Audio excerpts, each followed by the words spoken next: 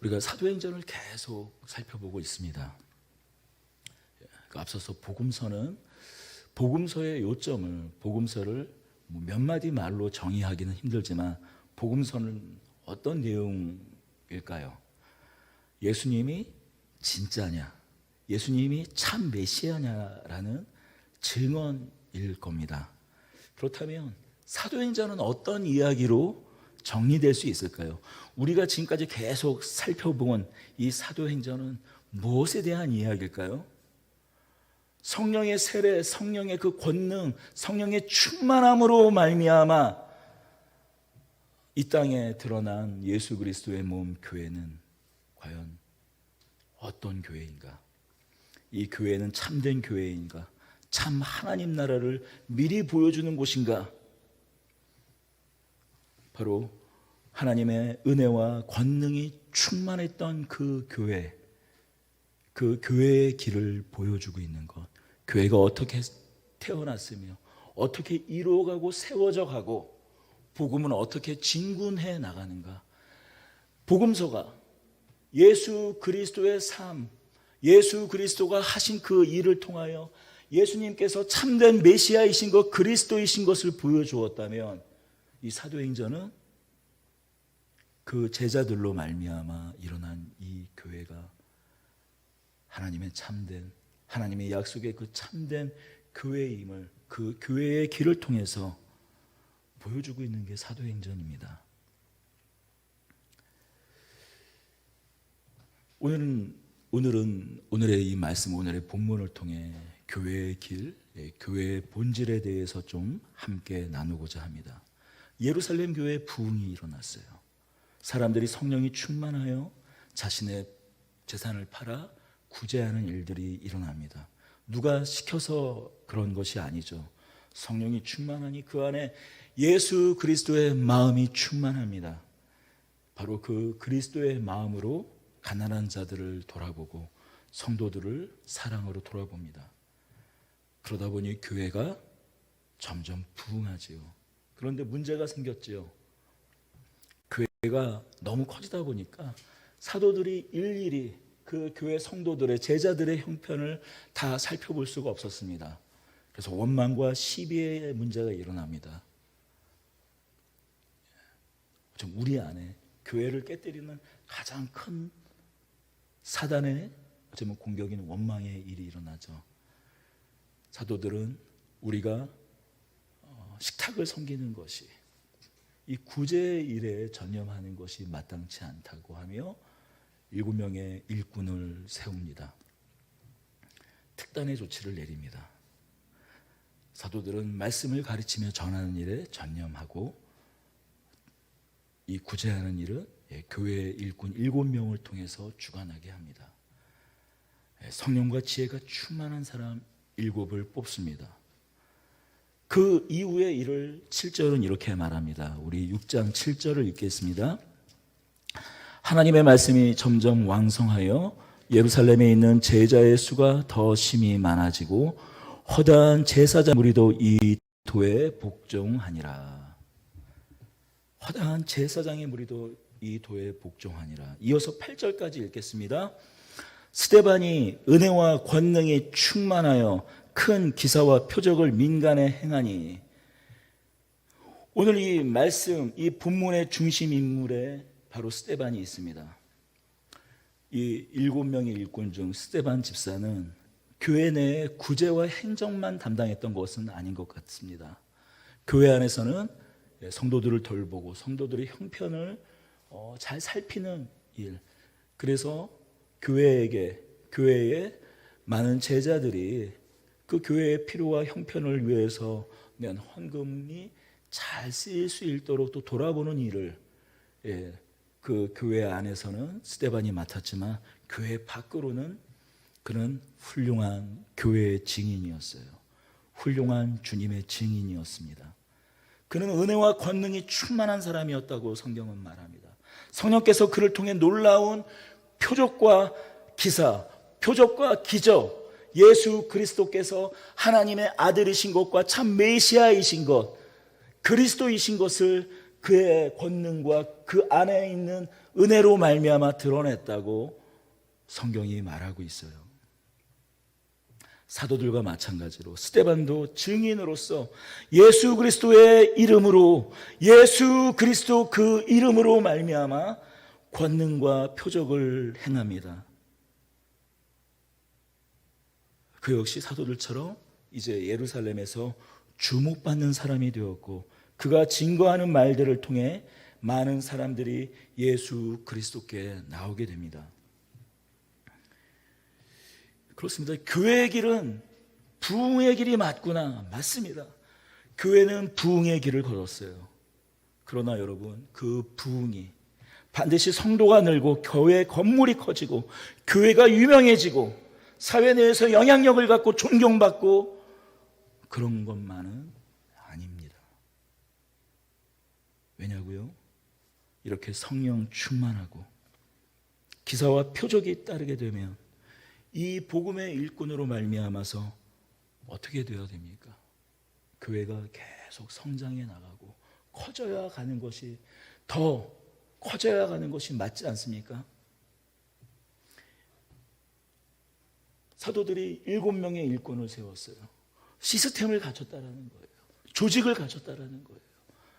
그러니 그 많은 3,000명, 5,000명, 그 이후에 제사장의 무리까지, 허다한 제사장의 무리까지 자신의 기득권과 자신의 지금까지 누려왔던 그런 모든 것을 다 저버리고 이제 성전을 복무하는 것이 아니라 보이지 않는 성전인 예수 그리스도께 자신의 인생을, 그런 모든 기득권을 다 버린 제사장의 무리까지도 돌아오는 그 마당에, 더군다나 7명의 교회의 일꾼들, 집사까지 세운 그 마당에 교회의 복음은, 하나님 나라의 복음은 계속 진군해야 마땅하지 않겠습니까? 계속 그 복음은 확장되어야 되지 마땅하지 않겠습니까? 그런데 스데반은 죽습니다. 스데반에게 일어난 일을 보십시오. 스데반은 어떤 사람입니까? 성령이 충만한 사람입니다. 은혜와 권능이 충만한 사람입니다. 기사를 행하며 표적을 행하는 사람입니다. 표적과 기사로, 또한 하나님의 말씀으로 주님을 증거하는 사람입니다. 오늘날로 따지면 설교를 잘하는 목사님이에요. 설교를 잘할 뿐만이 아니라 또 권능까지도 있는 목사입니다. 지혜로운 목사님이에요.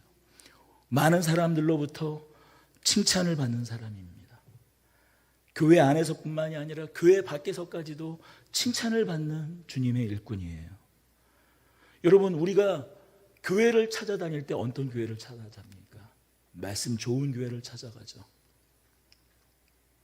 은혜와 성령이 충만한 교회를 찾아갑니다. 자, 그렇다면 스데반에게는 어떤 일이 일어나야 마땅할까요? 더 큰 부흥의 일이 일어나야 마땅하지 않겠습니까? 그 앞으로 더 많은 성도들이 나오고 더 많은 제자들이 나오고 이제 예루살렘뿐만이 아니라 사마리아에까지 그 소문이 퍼져서 그에게 나와야 하지 않겠습니까? 그래야 마땅하지 않겠습니까? 그런데 스데반에게 나타난 일은 전혀 그렇지 않았습니다. 구레네, 알렉산드리아, 길리기아, 아시아에서 온 유대인들이 회당에서 일어나 스데반과 논쟁을 벌입니다. 당시 유대 종교는 두 축으로 이루어졌어요. 하나는 성전 제사, 하나는 회당 예배입니다. 성전이 제사의 기능을 맡고 있는 것은 잘 알고 있습니다. 회당은 토라라고 하죠. 쉽게 이야기하면 구약입니다. 하나님의 말씀을 강론합니다. 당시에는 성경 양피지, 구약 성경 토라 한 권이 지금의 가치로는 그 양피지로 만든 것이 보통 한 3수레 정도 양이 됐고, 필사한 그 토라 그 전권은 지금 가치로 따지면 약 집 한 2채 정도, 당시 예루살렘의 한 집 2채 가격이었다고 해요. 그러니 회당에도, 회당이라고 해서 성경이 다 있는 것도 아니고 성경의 일부만 있는 것이죠. 성경을 다 갖춘 회당도 드물었을 정도로 성경이 귀하던 시절입니다. 더군다나 성경은 어떤 언어로 기록이 되어 있습니까? 히브리어로 기록이 되어 있어요. 그런데 여러분, 이스라엘 사람들이 히브리 말을 사용할까요? 못할까요? 히브리 말을 못 썼어요. 이미 오랜 식민지 생활을 거치기도 하고, 또한 당시 중문동 인근에 있었던 아람어를 사용했습니다. 히브리 말, 오늘날 성경에 써져 있는 그 성경의 그 히브리 말을 쓰지 않고 우리가 시리아 지역, 오늘날 시리아 지역, 수리아라고 하죠. 그 수리아에서 중심되었던 그 아람어를 공용어로 사용을 했어요. 그러니 성경을 이 히브리 말로 정통으로 읽어주고 또 해석해주는 또 사람들이 필요했을 것 아닙니까? 바로 그 일을 회당의 랍비들, 율법사들, 또한 바리새인들과 같은 사람들이 담당했던 것이죠. 이 유대인들의 그 종교의 두 측은 성전 제사와 그다음에 회당이었습니다. 바로 구레네, 알렉산드리아, 길리기아, 아시아에서 온 이 사람들로 구성된 유대 회당에서 어떤 한 무리의 사람들이 일어나 스데반과 논쟁을 했다고 이야기하고 있어요. 일부러 스데반을 불러내서 회당에서 이 논쟁을 벌였는지 스데반이 먼저 찾아갔는지는 다 알 수 없지만, 아무래도 이 말씀을 통해서 생각해 볼 수 있는 것은 아마도 이 스데반이 헬라파 유대인 아닙니까? 회심하기 전에 이 회당에 소속된 사람이 아니었나 생각이 듭니다. 스데반은 우리 앞서 6장 1절에서 7절에 나와 있는 바와 같이 그는 헬라파 유대인 아니었습니까? 당시에 이 회당은 이 히브리에서 태어난 히브리 사람들이 주로 오는 회당과 이 헬라파 사람들이 온 회당과 이렇게 어쩔 수 없었겠죠. 왜냐하면 벌써 오랜 동안 이 해외에서 살던 사람들이니까 말이 잘 통하지 않고 문화가, 비록 같은 유대인이지만 문화가 다르기 때문에 아무래도 서로 좀 이 동질감이 있는 사람들끼리 모이다 보니까 이렇게 별도로 이 헬라 출신들의 이방 지역에서 살던 사람들이 모여있던 그 회당, 아마도 이 스데반도 이 회당에서 신앙생활, 유대교 신앙을 갖고 유대인으로 이렇게 살아가다가 회심한 사람이 아닐까 싶습니다. 당연히 스데반이 회심한 이후에 그 회당을 완전히 떠났을까요? 여전히 관계를 맺었던, 이전까지 함께 유대교에 함께 신앙하던 사람들에게 복음을 전하지 않았겠습니까? 바울도 어떻습니까? 바울도 아시아와 그 유럽, 이 아가야, 이 그리스 지방 가는 곳곳마다 찾아간 곳이, 항상 먼저 찾아간 곳이 어디입니까? 복음을 전하러 회당 아닙니까? 스데반도 마찬가지로 자신이 원래 머물었던 아마도 회당에 간 것 같아요. 거기서 하나님 나라의 복음을, 예수 그리스도의 복음을 전했겠죠. 결국 다툼이 일어납니다. 논쟁이 일어나요.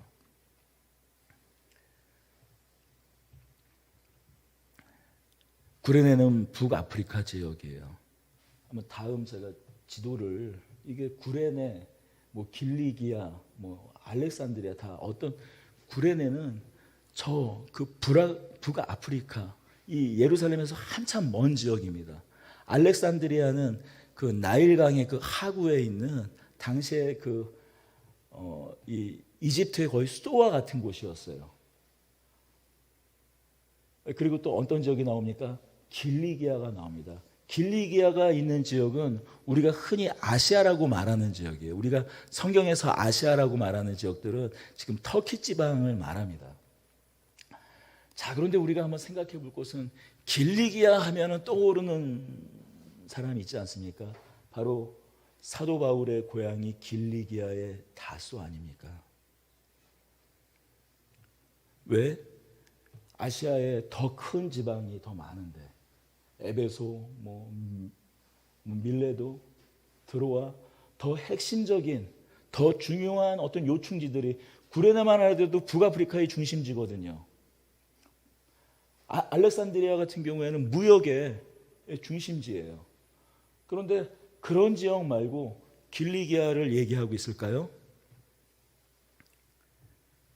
바로 사도 바울을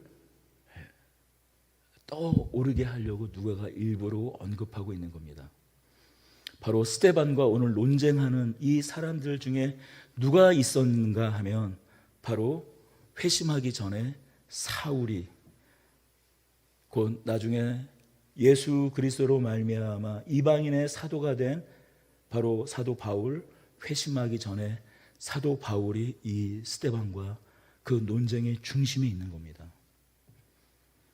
여러분, 이 먼 곳에서 자신들의 종교적인 이유로 예루살렘에 돌아와, 어떤 계기가 되었던 종교적인 이유로 예루살렘에 돌아와 회당을 스스로 짓고 모이는 사람들이에요. 여러분, 그들의 그 믿음, 그들의 그 특심이 이 유대교를 향한 그 마음이 어떤 사람들일까요? 사도 바울만 하더라도 우리가 잘 알고 있지 않습니까? 그는 최고의 율법 교사인 가말리엘의 수제자입니다. 그런 사울과 그 동료들이 지금 스데반과 논쟁을 벌이고 있는 거예요. 우리는 이 사도 바울, 회심하기 전에 사울만 알고 있지만 그 한 사람 한 사람, 그 어떤 사람들, 그 회당의 어떤 사람들, 사도 바울 말고도 그 한 사람 한 사람의 면면은 간단한 사람들이 아니었을 겁니다. 처음에 그들은 아마 자신만만했을 거예요. 이 스데반과 논쟁, 결국 이 스데반을 자신들의 그 율법의 그 지식으로 깔아뭉갤 수 있을 거라고 생각했을 겁니다. 자신만만하게 논쟁에 임했을 거예요. 그러나 어떻게 됩니까? 감당할 수 없었어요. 스데반이 전하는 이 예수 그리스도, 이 예수 그리스도를 그들은 거짓 메시아라고 말하고 싶었지만 도저히 자신들의 말로는 스데반을 그 논쟁에서 이길 수 없었습니다. 아마 그들이 그 논쟁에서 이겼다면 거짓 증인을 세우지 않았겠죠. 오히려 성령과 그 권능에 충만한 스데반이 예수 그리스도에 대해 증거하자 오히려 거짓 증인들을 세워서 11절입니다. 우리 같이 읽겠습니다. 사람들을 매수하여 말하게 하되 이 사람이 모세와 하나님을 모독하는 말을 하는 것을 우리가 들었노라 하게 하고, 오히려 거짓 증인을 세워서 스데반을 법정에 세웁니다. 바로 여기에 앞장선 사람이 사울이에요. 나중에 바울로 이름을 바꾸는, 우리가 잘 알고 있는 사도 바울이 바로 이 중에 핵심에 있습니다. 이 일을 주도하고 있는 사람이 바로 사도 바울이에요. 이거는 어떤 유추하거나 그럼직한 말이 아니라 성경이 이야기해주고 있어요. 성경을 꼼꼼히 읽는다면 바로 이 일을 거짓 증인까지 세워서 스데반을 법정에, 공회의 법정에 세우고 있는 사람이 사도 바울인 것을 우리는 알 수 있습니다. 잠시 뒤로 가서 7장 58절을 읽겠습니다.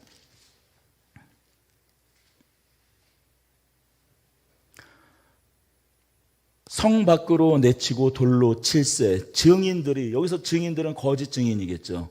거짓 증인들이 옷을 벗어 사울이라 하는 청년의 발 앞에 두니라. 이 말씀을 의미하는 것은 무엇입니까?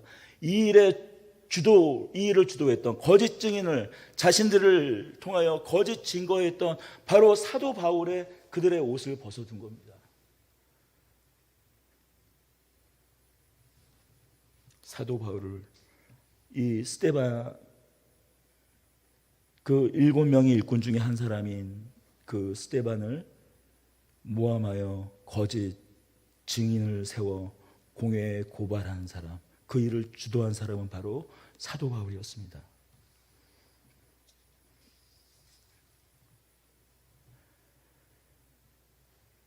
그들은 스데반이 율법을 고치겠다고 하며 신성을 모독했다고 말합니다. 이 모습을 가만 보면 이 스데반, 그리고 이 스데반을 법정에서 모함하고 있는 이 상황은 어떤 상황을 우리는 떠오르게 합니까? 누구를 떠오르게 됩니까? 거짓 증인이 있고 율법을 무시하고 하나님을 신성 모독했다라는 모함을 받아 공회에 붙잡혀 신문당하고 결국 십자가에 못 박혀 돌아가시는 예수 그리스도가 우리는 떠오르지 않습니까? 바로 지금 이 재판정 앞에 있는 스데반의 모습은 예수 그리스도의 모습이기도 합니다.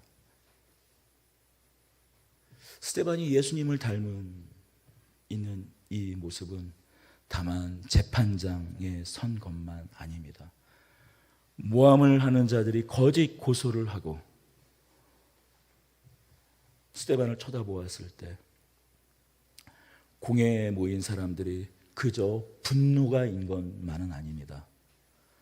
예수 그리스도께서 십자가에서 못 박혀 돌아가실 때 그 아래는 로마의 한 군병이 이는 참으로 하나님의 아들이라고 예수님께서 찢기시고 십자가에 못 박혀 돌아가시면서 그의 얼굴 가운데 다만 일그러지고 세상을 저주하는 모습이 아니라 자신을 향해서 저주하고 침뱉고 네가 하나님의 아들이여든 그 십자가에 내려와 보라라고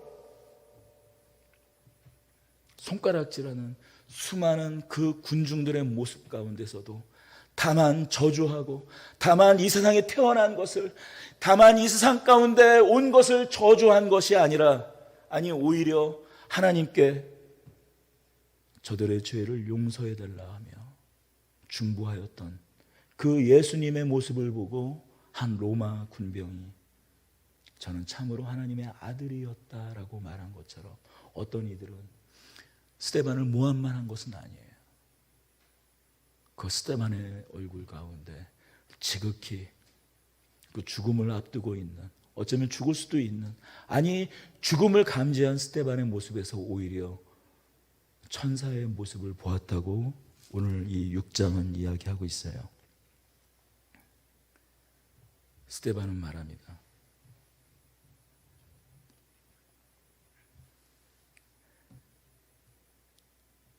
제사장들이 물어볼 때 이 모든 것이 사실이냐고 물어봐요. 대제사장은 이미 마음을 정한 사람입니다. 예수 그리스도의 도를 전하는 사람들에게 분노를 갖고 있는 사람이에요. 어떻습니까? 더군다나 이 예수 그리스도를 전하는 이 예수의 무리 때문에 점점 자신의 영향력이 지금 사그러질 위기에 있는 사람입니다. 앞서 허다한 제사장의 무리까지 이 예수 그리스도, 이 나사렛 이단인 이 예수 그리스도를 따르는 그 도에 합류하고 있어요. 스데반은 더 이상 살려줄 수 있는 사람이 아니었어요. 그 얼굴에 천사의 모습이 나타나건, 그가 어떤 말을 전하건, 어떤 논리적인 복음의 말로 변증을 하던 그것은 중요하지 않았습니다.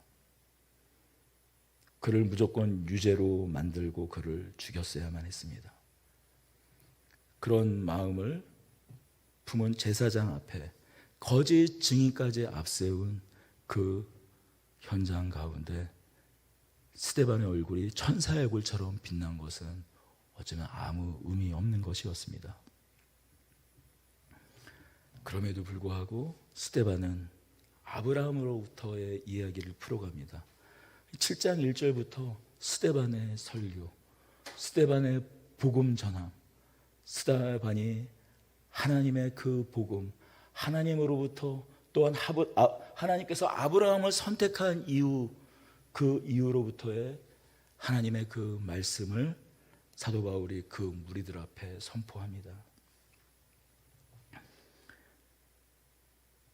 아브라함에게 하나님께서 약속하신 대로 모세를 통해서 애굽에서 이스라엘을 건져냈지만, 하나님께서 모세를 구원자로 너희에게 보냈지만 너희는 그에게 복종하지 않고 그를 거절하고 그를 거역하였듯이 모세가 말한 바 나와 같은 선지자 곧 예수 그리스도 하나님의 아들을 하나님께서는 모세를 보낸 것 같이 보내었지만 이스라엘이 모세를 거역한 것 같이 너희도 그 하나님의 아들인 그 선지자인 그 모세가 말한 그 선지자인 예수 그리스도를 거역했다, 거절했다, 아니 그를 죽였다라고 말하는 거예요. 성전에 대하여 너희가 신성모독이라고 하는데 이 성전을 지은 솔로몬이 말한 대로 하나님은 사람이 지은 곳에 계시지 않는다고 말했거늘 너희는 어찌하여 예수가 이 성전을 사흘 만에 허물고 다시 세울 거라는 그 말에 너희는 예수를 죽이지 않았느냐라고 말씀합니다. 결국 지금까지 하고 있는 이 말씀은 앞서서 사도들이 제사장들 앞에서 공회에서 한 그 복음의 선포와 똑같은 말씀을 전하고 있는 거예요. 너희 조상들이 선지자를 죽였듯이 너희가 메시아 예수 그리스도를 죽여노라라고 말합니다. 이 말씀을 듣고 사람들이 마음에 찔려해요. 여러분, 그러나 놀라운 한 가지 사실이 있습니다.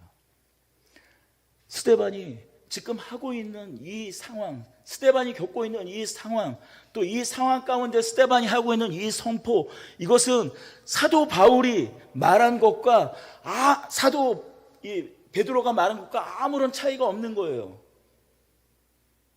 똑같은 말씀을 전했습니다. 앞서서 우리가 이 사도행전을 사도 베드로의 첫 번째 공회에서의 신문, 두 번째 공회에서의 신문, 그가 전한 것과 사도 이 스데반 집사가 전한 것과 똑같은 메시지를 전했어요. 똑같은 복음의 말씀을 전했어요.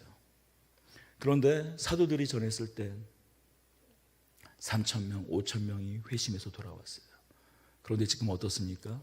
스데반이 전하고 있는 이 현장 가운데 마음의 찔림을 그들이 겪었지만, 마음에 찔려 했지만 오히려 이를 갈며 스데반을 죽이지 않습니까?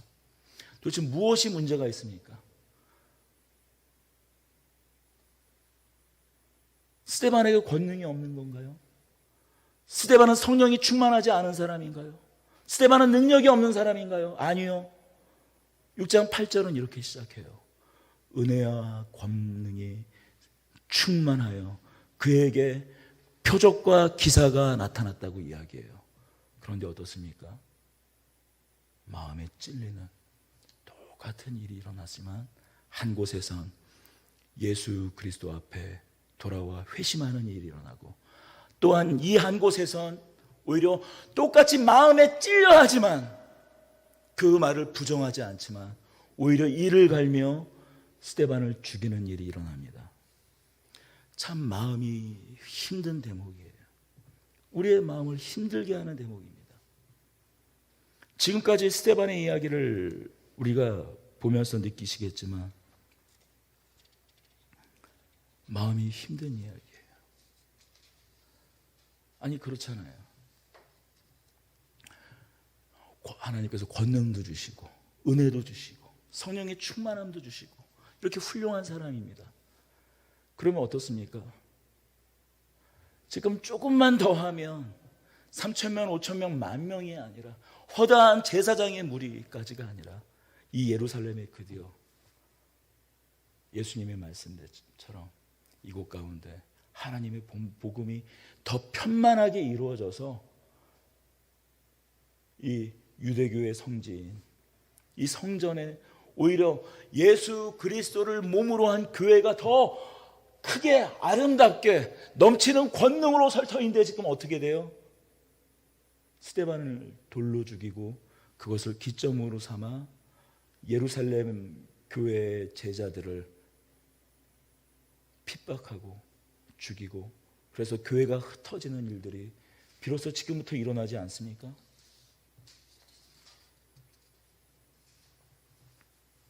사도행전을 읽을 때마다 사실 마치 어떤 그 생선의 가시 마냥 목에 턱턱 그 걸리는 대목이 바로 전 사실 이 대목이었어요. 도대체 왜 하나님께서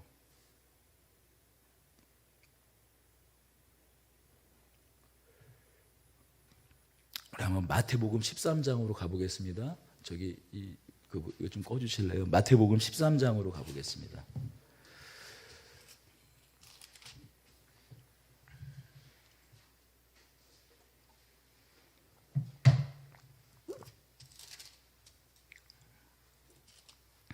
예수님께서 말씀하신 우리가 잘 알고 있는 그 밭의 비유, 씨 뿌리는 자의 비유, 우리 너무나 유명한 그 말씀이죠. 제가 가진 성경으로는 신약성경 21면쯤 있습니다. 마태복음 13장 1절부터 9절을 좀 빨리 제가 읽도록 하겠습니다. 그날 예수께서 집에서 나가사 바닷가에 앉으시매 큰 무리가 그에게로 모여들거늘 예수께서 배에 올라가 앉으시고 온 무리는 해변에 서 있더니 예수께서 비유로 여러 가지 그들에게 말씀을 하여 이르시되 씨를 뿌리는 자가 뿌리러 나가서 뿌릴새 더러는 길가에 떨어짐에 새들이 와서 먹어버렸고 더러는 흙이 얕은 돌밭에 떨어짐에 흙이 깊지 아니하므로 곧 싹이 나오나 해가 돋은 후에 타서 뿌리가 없으므로 말랐고 더러는 가시떨기 위에 떨어짐에 가시가 자라서 기운을 막았고 더러는 좋은 땅에 떨어짐에 어떤 것은 100배 어떤 것은 60배 어떤 것은 30배의 결실을 하였느라 귀 있는 자는 들을지어다 라고 말씀하시며 도무지 이 말씀을 이해하지 못하자 예수님께서 푸십니다. 그러며 길가밭, 돌짝밭, 가시떨기밭, 우리가 잘 아는 옥토밭의 그 비유의 말씀을 이어서 하시죠. 여러분, 우리가 이 말씀을 항상 나눌 때 우리가 생각하는 것은 무엇입니까? 밭의 문제라는 거 아닙니까?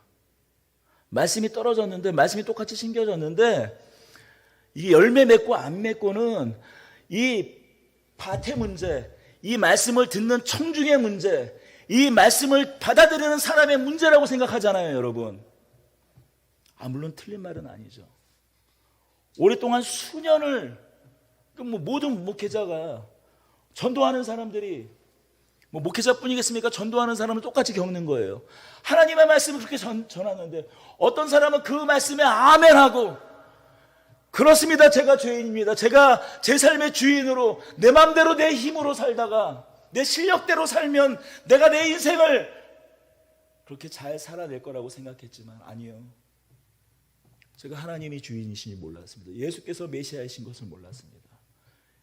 주님 안에서 우리가 참된 생명과 소망을 살 수 있음을 제가 고백합니다 라고 어떤 사람은 한번 콕 찔렀는데도 온갖 눈물을 쏟으며 돌아오는 사람이 있는 반면에 하나님의 말씀을 그렇게 1년이면 50번 2년이면 100번 이렇게 수없는 말씀을 전하지만 어떤 사람은 그 말씀에 꿈쩍하지 않는 사람이 있어요. 도대체 무엇입니까? 복음의 문제가 있는 것입니까? 말씀의 씨가 문제가 있는 것입니까? 이 말씀을 할 때 예수님께서 이 말씀을 하고 있는 배경을 살펴봐야 돼요. 이사야의 말씀을 인용하면서 너희가 들어도 듣지 못할 게고 너희가 뿌려도 그들이 받지 못할 거라는 전제 아래 말씀을 하고 있는 거예요. 10절이죠. 제자들이 예수께 나와 이르되 어찌하여 그들에게 비유로 말씀하시니까 대답하여 이르시되 천국의 비밀을 아는 것이 너희에겐 허락되었으나 그들에겐 아니 되었나니 무릇 있는 자는 받아 넉넉하게 없는 자는 그 있는 것도 빼앗으리라. 이사야의 예언을 인용하시죠. 예수님이. 그리고 너희가 듣기는 들어도 깨닫지 못할 것이요 보기는 보아도 알지 못하리라.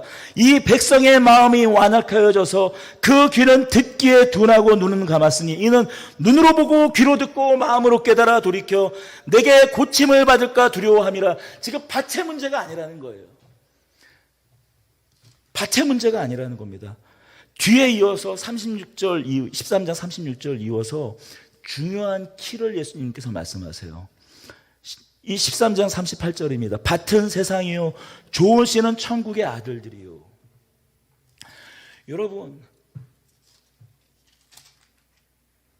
천국의 이 좋은 씨는 천국의 아들들이요 밭은 세상이라고 말했어요. 이 세상 밭은 도낀 개낀이에요. 도찐 개찐이에요. 길가밭, 돌짝밭, 가시밭, 옥토가 길가밭 되는 거 순식간입니다. 길가밭이 옥토 되는 거 순식간이에요. 아무리 옥토라고 하더라도 비 한 방울 내리지 않는 1년쯤 되면 황무지로 변합니다. 그 황무지가 어떻습니까? 비 한 번 내리면 옥토로 바뀌는 거예요. 바로 그곳이 유대 땅 아닙니까?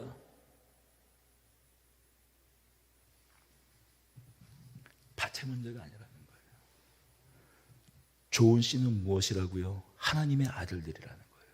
그 씨를 뿌리는 사람은 누구요? 하나님이시고요. 핵심은 보내는 자와 천국의 아들들인 바로 이 씨라는 거예요. 세상은 근본적으로 차이가 없어요. 길가밭, 독잣밭, 가시떨기밭, 옥토밭, 근본적으로 모두 다 세상입니다. 하나님이 씨를 어디에도 뿌린다라는 거예요. 길잣밭에도 뿌린다라는 거예요. 길가밭에서 뿌린다라는 거예요. 가시밭에도 뿌린다라는 거예요.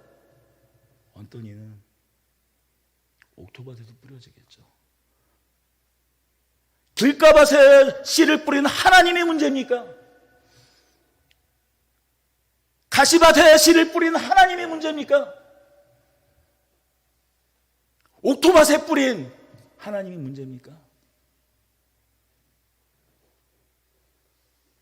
스데반 성령 충만하고 지혜가 충만하고 기사와 표적이 따르면 어디다 떨어뜨려야 효율이 커요? 이렇게 훌륭한 사람을, 이렇게 은혜와 권능에 충만한 사람을 도대체 어디다가 하나님은 뿌려야 될 걸까요? 옥토에 뿌려야죠. 우리가 내내 하는 기도가 그거 아닙니까? 하나님 이렇게 만나주시고 불러주시고 성령 충만하고 예수님만 생각하면 내 마음이 그렇게 좋거늘 기도할 때 그렇게 기도만 하면 그렇게 내 마음이 시원하고 그런데 왜 하나님, 왜 우리의 이 삶의 현실은 이렇습니까? 우리가 내내 고뇌하고 갈등하고 번민하고 원망하는 지점이 어디입니까? 바로 그 지점이잖아요. 내가 예수님 만난 게 맞고 예수님이 내 안에 살아계신 건 맞고 내가 그때 만났던 하나님, 나를 인도하신 하나님 맞는 것 같은데 왜 나의 삶은 길가밭이고 내 삶의 지경은 돌짝밭이고 가시덤 뿌리고 한 거냐 하는 거죠. 하나님이 조금만 바람 일으켜 주시면, 하나님이 조금만 도와주시면 내가 100배, 60배, 30배 열매를 거둘 텐데 말이죠. 여러분, 내내 우리의 신앙생활의 고민이 그 고민 아니에요? 저의 고민이기만 한 거예요. 저의 괴로움이기만 한 거예요. 저의 아픔이기만 한 거예요. 여기서 기도할 때마다 이 벽에 머리를 찌으며 저기 앞에 시꺼멓게 될 정도로 이렇게 머리를 쥐어박으면서 하는 고민이 저의 고민이기만 합니까? 아니요. 우리 모두 고민이라는 거죠.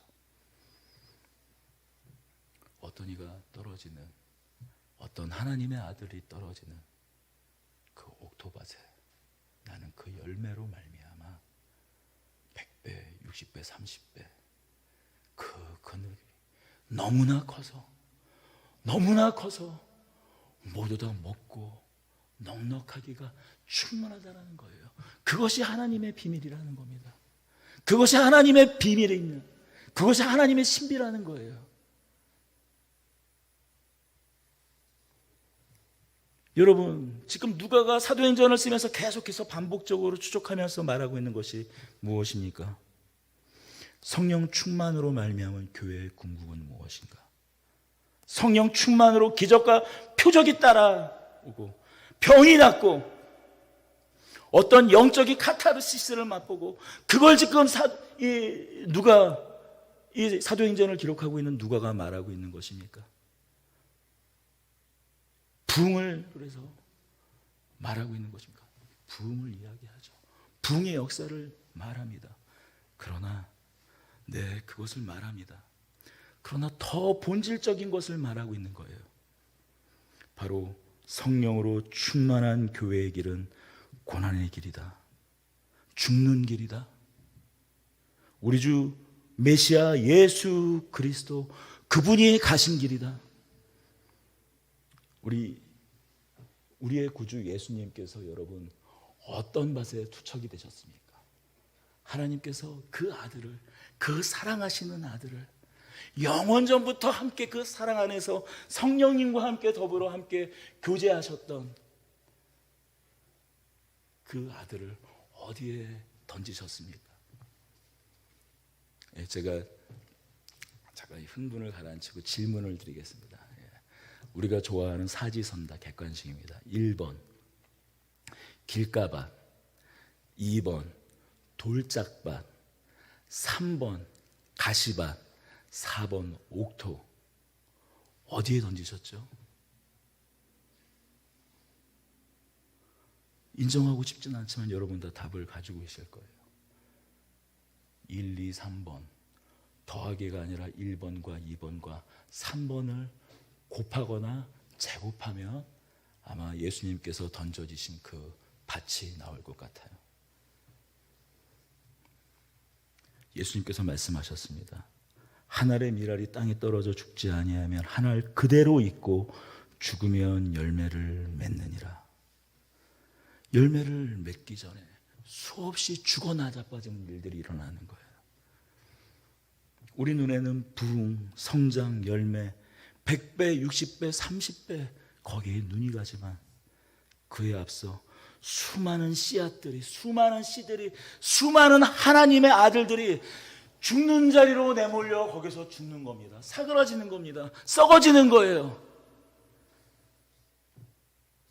우리가 성령 충만이라는 이 단어를 들을 때마다, 은혜와 이 권능을 들을 때마다 우리 마음에 생기는 심상은 무엇입니까? 성령 충만으로 말미암아 문제가 해결되는 것, 내 삶을 통해서 어떤 더 차원 높은 어떤 영적인 레벨로 올라가는 것, 어떤 영적인 자긍심, 영적인 그 엘리티즘, 그것 아닙니까? 어떤 또 다른 차원의 그 깊은 차원으로 올라가는 것, 바로 사도 바울이 말했던 그런 3층천 그런 것 아니에요? 우리 고린도후서 한번 13장으로 가보겠습니다.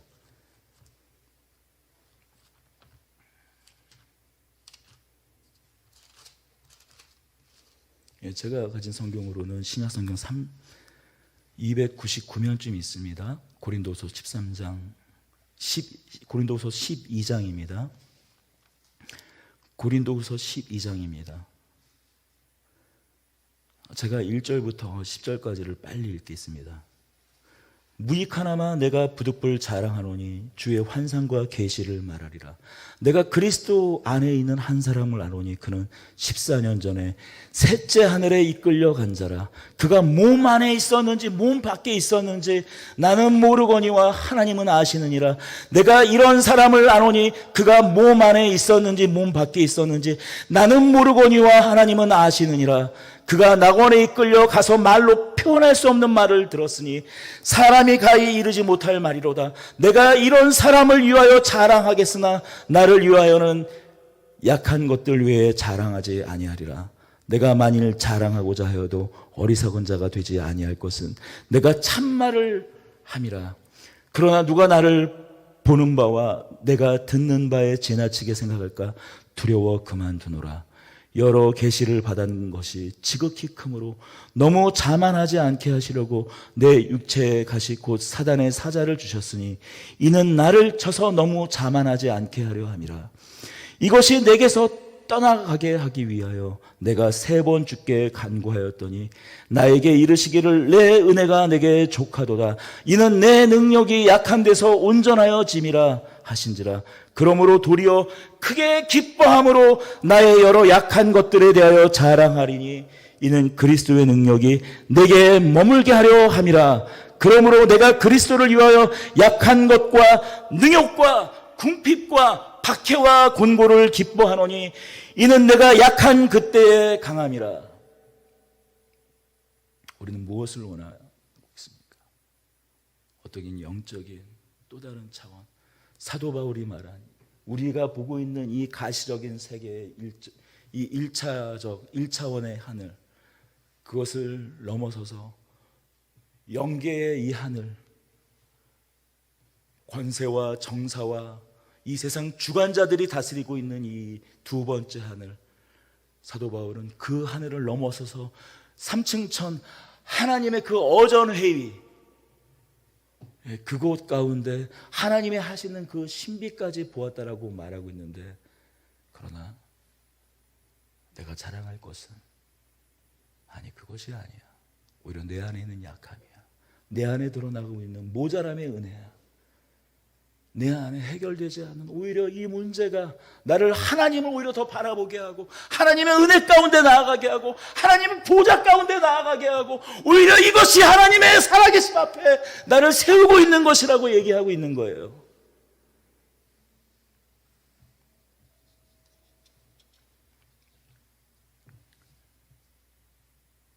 스데반은 죽습니다.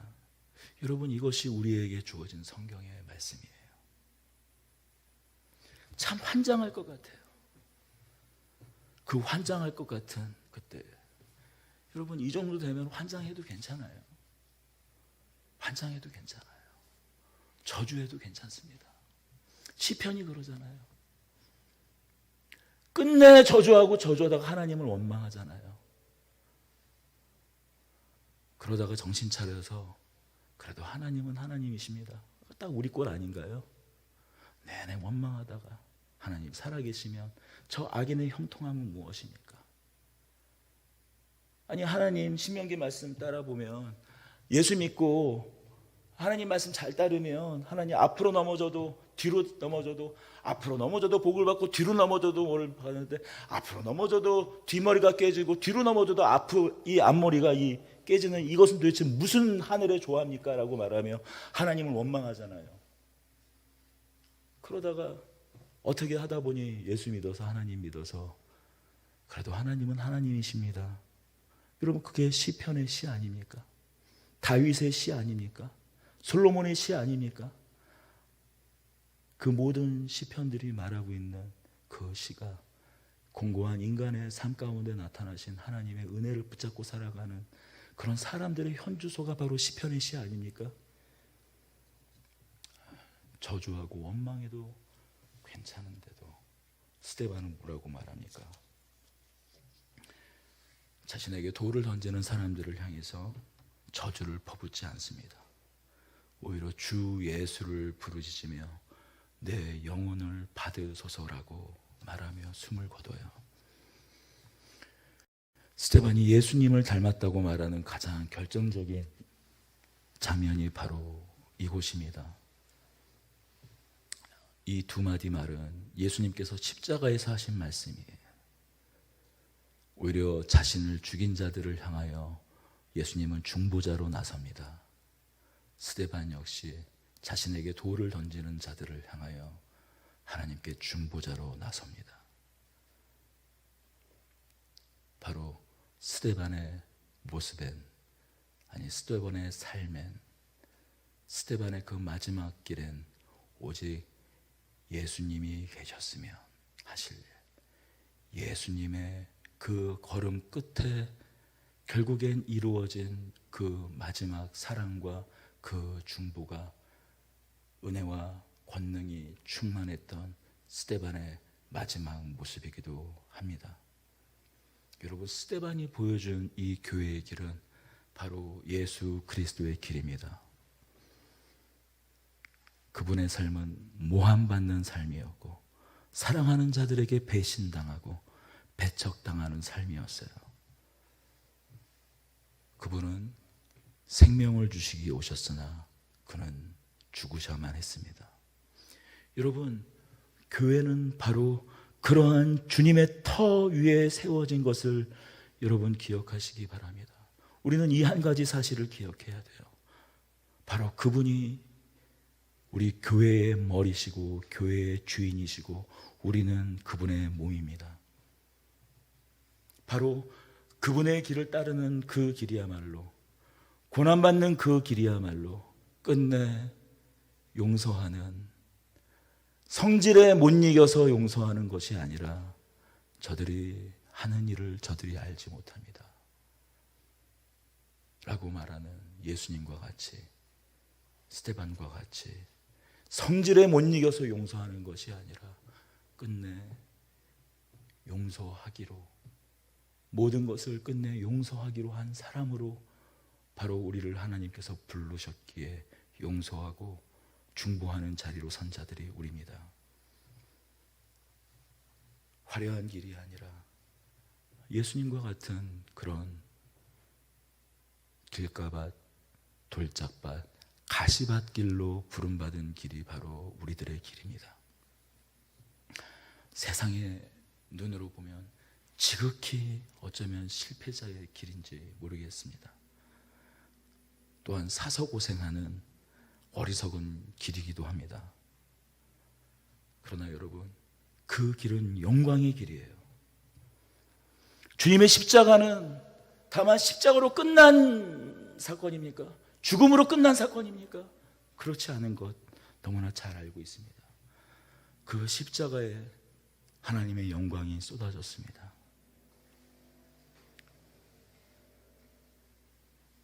이 스데반에게도, 이 죽어가는 스데반에게도 하나님께서 그 영광을 보여주십니다. 하나님의 그 영광의 보좌를 보여주셨어요. 우리 다시 돌아가 사도행전 7장으로 가보겠습니다.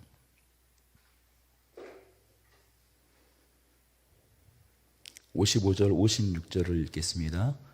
스데반이 성령으로 충만하여 하늘을 우러러 주목하여 하나님의 영광과 민 예수께서 하나님의 우편에 서신 것을 보고 말하되 보라 하늘이 열리고 인자가 하나님의 우편에 서신 것을 보노라 한데,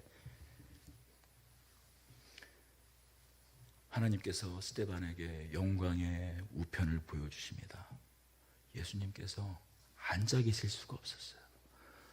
보좌 우편에 앉아 계시다가 일어서서 스데반을 주목하여 보십니다. 스데반을 영광으로 맞으십니다. 벌떡 일어나 스데반을 영광으로 맞으세요. 스데반이 죽었다고요? 스데반이 실패자입니까? 스데반의 죽음으로 무슨 일이 일어났습니까? 스데반의 죽음으로 말미암아 예루살렘 교회가 무너졌다고요? 핍박받아서 다 흩어졌다고요? 아니에요. 오히려 예루살렘의 성도들이 뿔뿔이 흩어지면서 복음은 사도행전 1장 8절의 말씀대로, 예수님께서 말씀하신 대로 오히려 스데반의 죽음으로 말미암아, 스데반의 어쩌면 실패하는 이 모습으로 말미암아 이 복음이, 하나님 나라의 복음이, 이 교회가, 예수 그리스도의 몸이 예루살렘과 사마리아와 온 땅 끝까지 퍼져나간 이 일의 계기가 누구의 죽음으로 말미암음입니까? 바로 스데반의 죽음으로 말미암이에요. 바로 이것이 교회의 길입니다.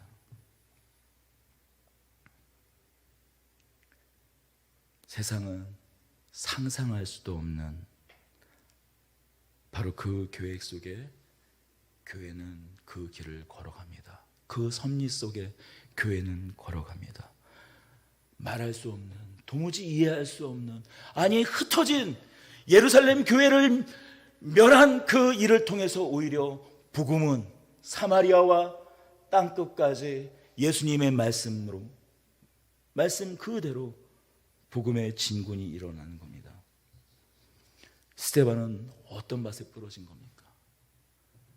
길가밭에 부러진 거잖아요. 돌짝밭에 부러진 거잖아요. 아니 가시덤불에 부러진 거잖아요. 그런데 어떻게 일어납니까? 밭의 문제입니까? 아니요.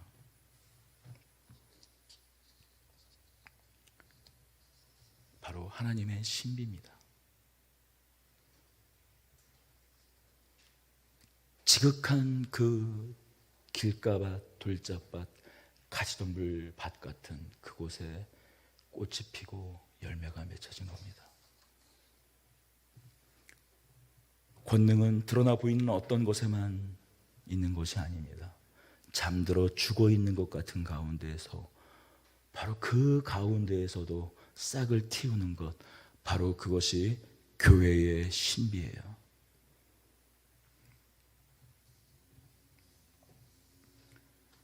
스데반이 죽었습니까? 아니에요. 죄인 중에 괴수. 그가 나면서부터 로마인이었고, 그가 가말리엘이라는 유대교의 가장 정통한 율법 교사의 수제자 가말리엘의 제자였지만, 자신의 옳음, 자신의 의를 드러내기 위해 거짓 증언을 앞세워서 스데반을 죽였던 그 사도 바울, 그 이전에 사울은 어떤 사람이었습니까? 그는 돌짝밭 같은 사람이었어요. 길가밭 같은 사람이었어요. 가시덤불과 같은 사람이었어요. 완고한 사람이었습니다. 시멘트, 아니 스테인리스 강판과 같은 사람이었어요. 그러나 스데반은 죽었지만, 스데반이 그런 길가밭 같은 인생 가운데, 돌짝밭 같은 인생 가운데, 가시밭길 같은 인생 가운데 그가 뿌려졌지만, 그곳 가운데 복음의 역사가 일어나지 않습니까? 사도 바울, 그를 통하여